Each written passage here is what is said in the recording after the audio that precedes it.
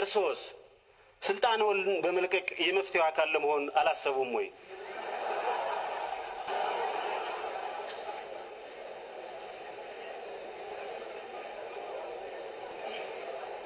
ዶሮ ብታልም ጥሬዋን ነው የሚባለው። ቁጭ ብሎ የሚያልሙ ሰዎች አሉ። ሁል ጊዜ ስልጣን ብትለቅ የተባለው በጣም ጥሩ ጥያቄ ነው። ግን ጥሩ የሚሆነው ስልጣን ብንለቅ ነበረ። ምክንያቱም ስልጣን መንግስት ማለት አስፈጻሚ ማለት አይደለም። ህግ አውጪ መንግስት ነው፣ ህግ ተርጓሚ መንግስት ነው፣ አስፈጻሚ መንግስት ነው። እኛ እዚህ ያለን ሰዎች የመንግስት ባለስልጣኖች ነን።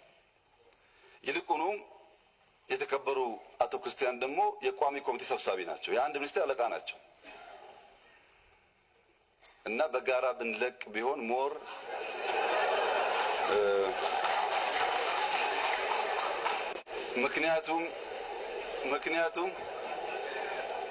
ምክንያቱም ያው እርስዎም እንደሚገነዘቡት የሁሉ ችግር ምንጭ እና ባለቤት እኔ ብቻ ልሆን አልችልም።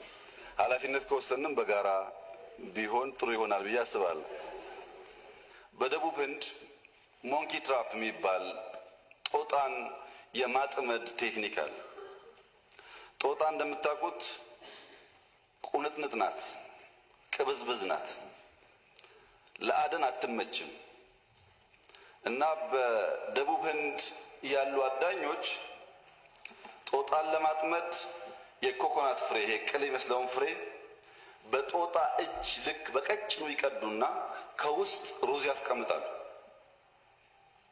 ሲቀዱት የጦጣ እጅ ቀጭን ስለሆነ በዛ ቅጥነት ልክ ይቀዱትና ውስጥ ግን ሰፋ አድርገው ሩዝ ያስቀምጣሉ። ሊይዟት ስለማይችሉ ማለት ነው። ጦጣ ሩዝ አየው ብላ እጇን ሰዳ ካፈሰች በኋላ ልውጣ ስትል የተሰራው ለቀጭኑ ስለሆነ ከጨበጠች በኋላ አይለቃትም። እቺ ጦጣ የሰው ሩዝ ነው የያዝኩት፣ የማይገባኝን ሩዝ ነው የያዝኩት፣ ይዤው ከቆየው ልያዝ እችላለሁ፣ በትኛው ልሄድ አትልም። እንደጨበጠች ትታገላለች። በዚህ ጊዜ ያን የኮኮናት ፍሬ መውሰድ ስለማትችል አዳኙ መጥቶ ይዛታል። ጦጣዋን ያደናት የያዛት ምንድነው ያላችሁ እንደሆነ ሐሳቧ ነው እንጂ ወጥመዱ አይደለም። እዛው በትና ብትለቅ ትወጣለች። በሐሳብ ግን ሩዝ አፍሼ ካልወጣው ስላለች ሐሳቧ አጥምዶ ያስቀራታል እዛው ማለት ነው። ዶሮ ብታልም ጥሬዋን ነው የሚባለው። ቁጭ ብሎ የሚያልሙ ሰዎች አሉ። ሁል ጊዜ ስልጣን ሰጪም ነፋጊም ህዝብ ነው።